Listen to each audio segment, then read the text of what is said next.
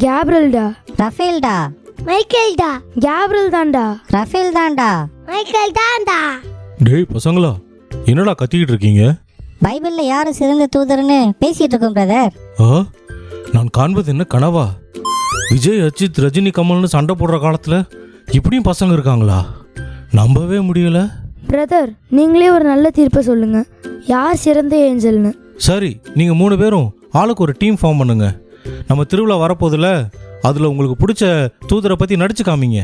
அதை பார்த்துட்டு நான் முடிவு பண்றேன். ஓகே? Team 1, Saint Gabriel. எல்லாம் வல்ல தந்தையே, எனக்கும் என் மனைவிக்கும் குழந்தை பாக்கியம் இல்லாமல் போய்விட்டது. ஆனாலும் உன்னையே நாங்கள் நம்பியிருக்கிறோம் இறைவா. ஜெகரியா தூபம் போடுகிறார். புனித கேப்ரியல் அவர் முன் தோன்றுகிறார். யார் நீங்கள்? ஜக்கரியா, அஞ்சாதீர். உன் மனைவி எலிசபெத் தன்னுடைய இந்த முதிர்ந்த வயதில் ஒரு மகனை பெற்றெடுப்பாள். அவருக்கு யோவான் என்று பெயரிடவும். நீர் மகிழ்ச்சி கொள்வாயாக, ஏனெனில் ஆண்டவர் உம் மன்றாட்டை கேட்டுள்ளார். திருமுழுக்கு யோவான் என்ற பெயர் பெற்று ஆண்டவரின் பார்வையில் பெரியவராய் இருப்பார். யாருப்பா இவன் இப்படி காமெடி பண்ணிக்கிட்டு இருக்கான்? அது எப்படி நடக்கும்? நாங்களே வயசானவங்க. நான் காபிரியல், கடவுளின் திருமுன்னே நிற்பவன். என்னை நீ நம்பவில்லை. ஆதலால் இந்த நிகழ்வு நிறைவேறும் வரை நீர் பேச மாட்டாய். அருள்மிகு பெற்றவரே வாழ்க, ஆண்டவர் உம்மோடு இருக்கிறார். மரியா, அஞ்ச வேண்டாம், கடவுளின் அருளை பெற்றுள்ளீர். இதோ கருவுற்று ஒரு மகனை பெறுவீர். அவருக்கு இயேசு என்னும் பெயரிடுவீர். அவர் உன்னத கடவுளின் மகன் எனப்படுவார். இது எப்படி நிகழும்? நான் கன்னியாவேனே. தூய ஆவி உம்மீது வரும். உம்மிடம் பிறக்கும் குழந்தையும் தூயது. உம் உறவினராகிய எலிசபெத்தும் தம் முதிர்ந்த வயதில் ஒரு மகனை கருவுற்றிருக்கிறாள். இது அவர்களுக்கு 6ஆம் மாதம். கடவுளால் இயலாதது ஒன்றுமில்லை. அன்னை மரியாள் விரைந்து எலிசபெத் அம்மாளை சந்திக்க சென்றார். அம்மா எலிசபெத், நலமாக உள்ளீரா? எலிசபெத் அம்மாள் தூய ஆவியால் ஆட்கொள்ளப்பெற்று, பெண்களுக்குள் நீர் பேறு பெற்றவள், உம் வயிற்றில் வளரும் குழந்தையும் ஆசி பெற்றதே. ஏனெனில் உன் வார்த்தை கேட்டவுடன் என் வயிற்றில் உள்ள குழந்தை பேர் உவகையால் துள்ளிற்று. எலிசபெத் அம்மாள் ஓர் ஆண் குழந்தையை பெற்றெடுத்தாள். 8ஆம் நாள் பெயர் சூட்டு விழாவும் நடந்தது.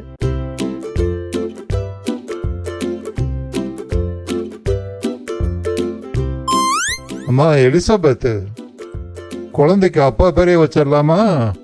இல்லை, என் மகனுக்கு யோவான் என்று பெயரிடுங்கள். ஜெகரியா எழுத்து பலகையில் யோவான் என்று எழுதியவுடன் அவர் வாயின் கட்டு அவிழ்ந்தது.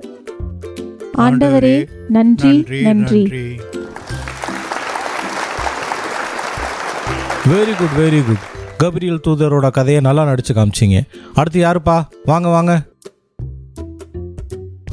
கடவுளின் கட்டளைகளை கடைபிடித்து தர்மங்களும் நற்காரியங்களையும் செய்து வாழ்ந்து வந்தவர் தோபித் என்றவர்.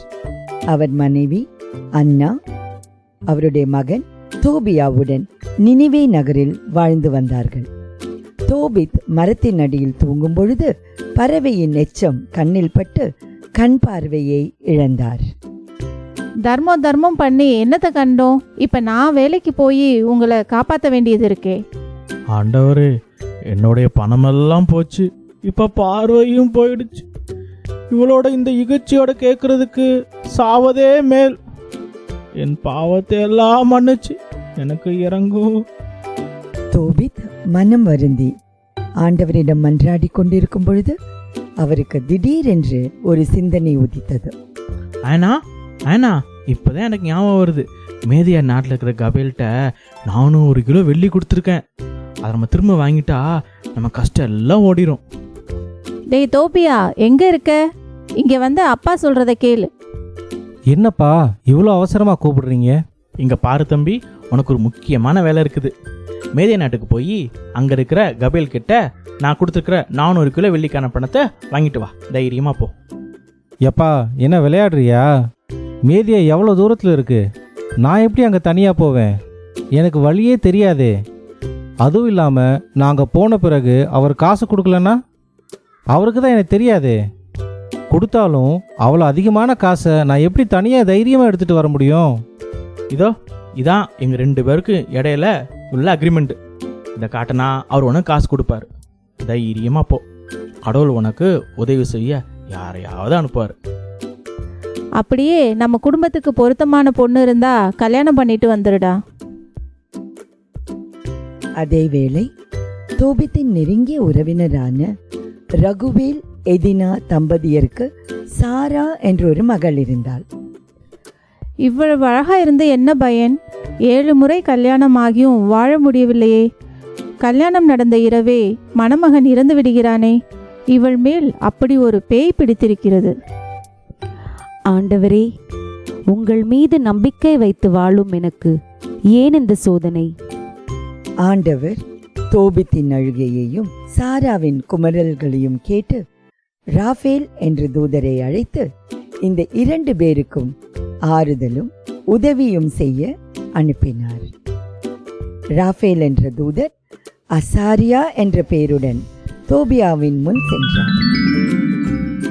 தம்பி, யாரை தேடுற?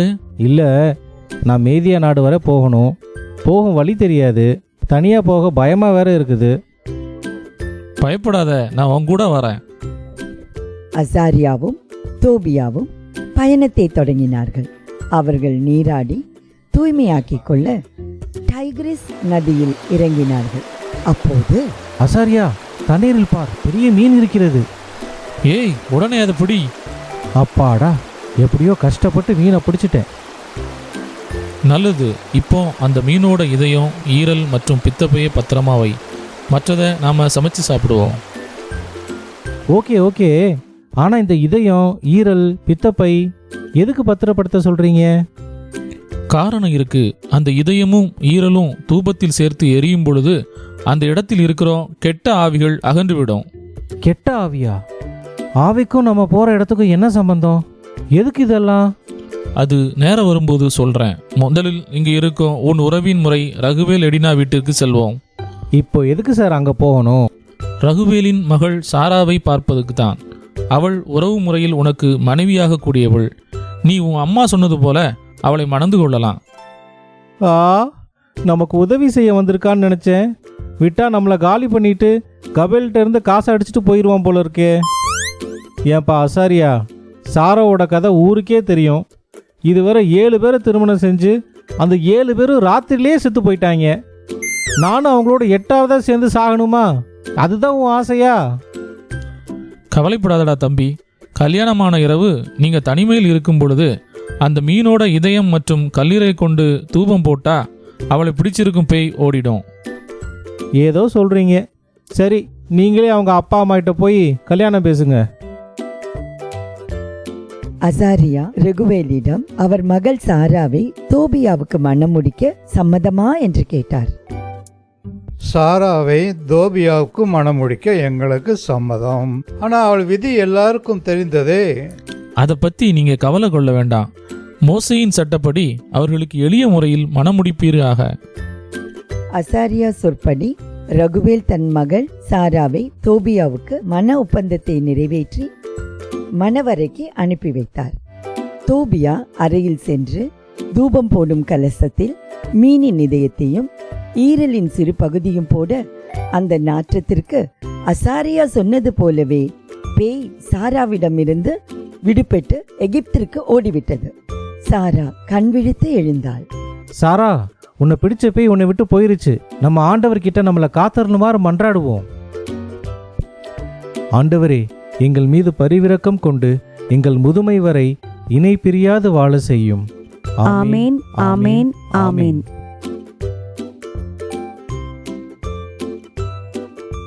அசாரியா, நீங்க இந்த அக்ரிமெண்ட்டை எடுத்துட்டு போய் கபேலிடமிருந்து அப்பாவுக்கு கிடைக்க வேண்டிய பணத்தை வாங்கிட்டு வாங்க. நீங்க வந்ததும் நாம எல்லாரும் ஒன்னா சேர்ந்து நினைவாக்கு திரும்ப போயிடலாம். தோபியா ரகுவேலின் மகள் சாராவுடன் அவர்களுக்கு பரிசாக கிடைத்த ஆடு மாடுகள் சொத்துக்களுடன் அசாரியாவுடன் நினைவே திரும்பினார். மகனே நீ வந்துட்டியா? நானும் அப்பாவும் ரொம்ப கவலையா இருந்தோம். மகனே வந்து விட்டாயா? மிக்க மகிழ்ச்சி. அப்பா அம்மா, ஆண்டவரின் ஆசியாலும் என்னுடைய நண்பர் அசாரியாவின் உதவியாலும் கபேலிடமிருந்து நமக்கு சேர வேண்டிய பணத்தை மீட்டு வந்து விட்டோம். அது மட்டும் இல்லாமல் நமது உறவின் முறை ரகுவேலின் மகள் சாராவையும் அசாரியாவே எனக்கு கல்யாணம் பண்ணி வச்சாரு. தோபியா, உனது தந்தையின் கண்களில் அந்த மீனின் பித்தப்பையை தேய். அவரது பார்வை உடனே திரும்பிடும். என்ன ஒரு அதிசயம்! என்ன கண்ணு மறுபடியும் தெரியுது. கடவுளுக்கு போற்றி. மகனே தோபியா, நமக்கு இந்த உதவியில செஞ்ச ஆசாரியாவுக்கு சன்மானம் கொடு. அப்பா, நமக்கு கிடைத்த பணம் மற்றும் சொத்தில் பாதியை நம்ம அசாரியாவுக்கு கொடுத்து விடலாம். நானே கடவுளின் தூதர் ரஃபேல். நான் கடவுளால் உங்களுக்கு உதவி செய்ய அனுப்பப்பட்ட தூதர். நீங்கள் உண்மையுள்ளவர்களாக கடவுளுக்கு உகந்த காரியங்களை செய்தீர்கள். ஆகவே அவர் உங்கள் மன்றாட்டை கேட்டார். கடவுள் செய்த அதிசயத்தை அறிக்கையிடுவோம். நல்லதே செய்யுங்கள். உங்கள் தர்மமும் நீதியும் உங்களை நீதி உள்ளவர்களாக்கும். Wow, wonderful! ஒரு முழு படம் பார்த்த மாதிரில இருந்துச்சு. ரஃபேல் தூதரோட கதையை நல்லா சொன்னீங்கப்பா. Super super. அடுத்து யாருப்பா? வாங்க வாங்க.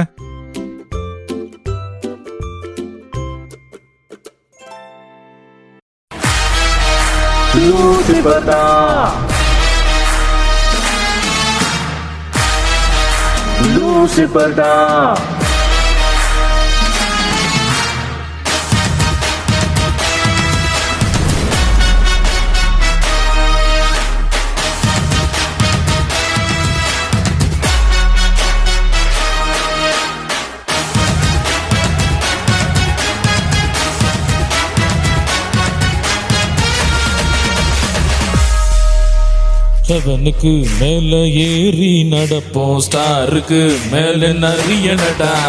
அழிந்தோம் என்று நினைத்தவர்க்கெல்லாம் பதில்தான் அண்ணன் லூசிபர்டா. கஞ்சா விஸ்கி வீடி கீழ்ப்படியாமை எனும் கெட்ட பழக்கம் மக்களுக்கு கத்து தருவோம். தெய்வ பயத்தை அழிச்சு பாவம் என்றால் என்னன்னு மக்களுக்கு மறக்க வைப்போமே. ஹெவனுக்கு மேல ஏறி நடப்போம். ஸ்டாருக்கு மேல நரியனடா. அழிந்தோம் என்று நினைத்தவர்க்கெல்லாம் பதில்தான் அந்த லூசிபரா. மைக்கேல், இந்த லூசிபரின் ஆட்டம் அதிகமாகிவிட்டது. அவனை அழிக்கும் அதிகாரத்தை உன்னிடம் தருகிறேன். நாம் கடவுள் ஆசி பெற்ற ஆளு. உன் கதைய முடிக்க இங்கே வந்த என் ஈட்டி மட்டும் போதுமே அட உன்ன வீழ்த்த நடந்திடுமே. ஏன்னா அது கடவுளின் வார்த்தை. மக்கள் மனதில் சலனம் வர ஆசை காட்டுவேன். தப்பு பண்ண வச்சு என் படையில் சேர்த்துவேன். ஹே லூசிஃபர், ஆண்டவர் கொடுத்த அதிகாரத்தால் இன்று நான் உன்னை அழிக்கப் போகிறேன். இன்றோடு உன் கதை முடிந்தது.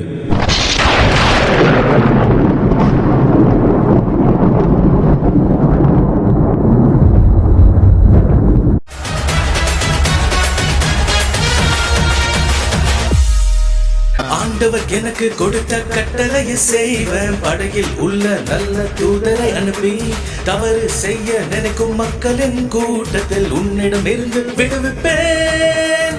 பாவத்தில் இருந்து தவிக்கும் மனிதா, ஒரு நொடி என்னை நினைவில் கொள். உன்னுள்ளே இருக்கும் தீய ஆவியை விரட்டுவா இந்த மைக்கேல் தான். என்னடா நடிப்பீங்கன்னு பார்த்தா டான்ஸ் ஐட்டமாகவே போட்டுட்டீங்க. பா, சூப்பர் தம்பி, ரொம்ப நல்லா பண்ணீங்க. சரி, 3 டீம் லீடர்களும் வந்து உங்களுக்கு பிடிச்ச தூதரை பற்றி சுருக்கமாக சொல்லுங்கள். எனக்கு பிடிச்ச தூதர் கப்ரியேல், மெசஞ்சர் ஆஃப் காட் என்று அழைக்கப்படுபவர். நமக்கான குட் நியூஸ், டிசிஷன் மேக்கிங்கில் நம்மளுக்கு இருக்கிற கன்ஃபியூஷனை தீர்த்து வைக்கிறதுக்காக நம்ம கடவுள்கிட்ட ப்ரேயர் பண்ணுறப்ப அவர் அவருடைய திருவுளத்தை கப்ரியேல் மூலியமாக நமக்கு வெளிப்படுத்துவார்.